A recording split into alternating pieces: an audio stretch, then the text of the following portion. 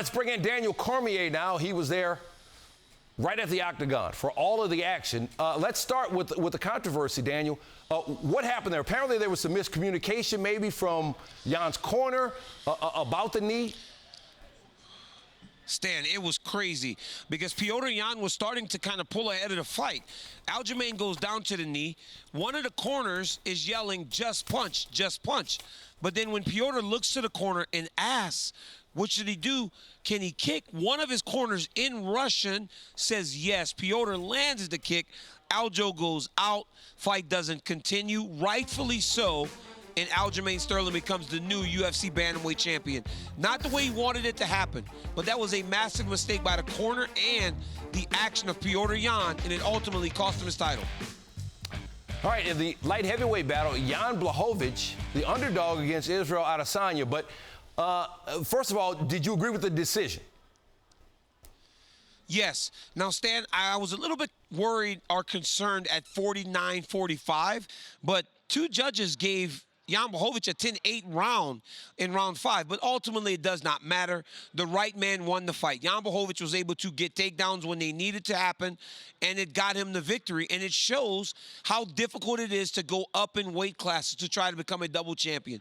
Israel Adesanya is one of the best fighters in the world, and Jan Blachowicz showed that the 20-pound difference and a skill set that he has is too difficult to overcome.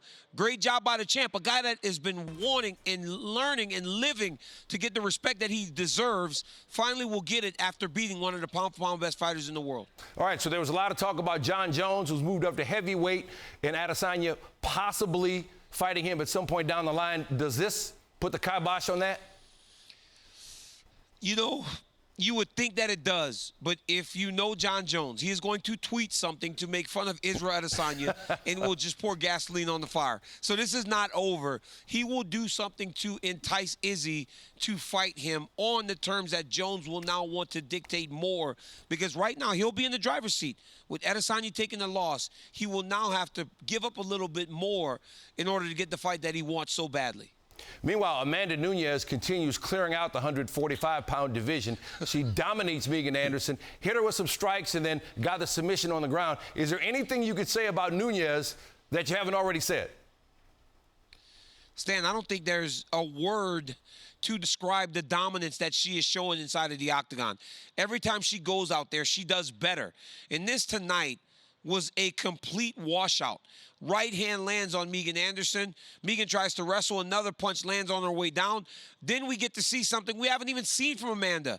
We saw Amanda's Brazilian Jiu-Jitsu black belt. From all the fighters that you guys listed earlier, Neil did a great job with the names. Tate, Rousey, Anderson, Cyborg. They all got knocked out.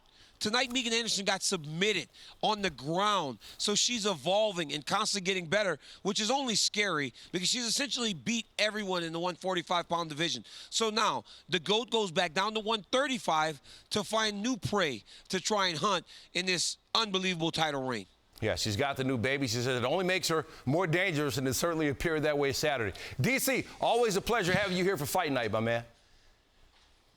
Thank you, my man. I appreciate it.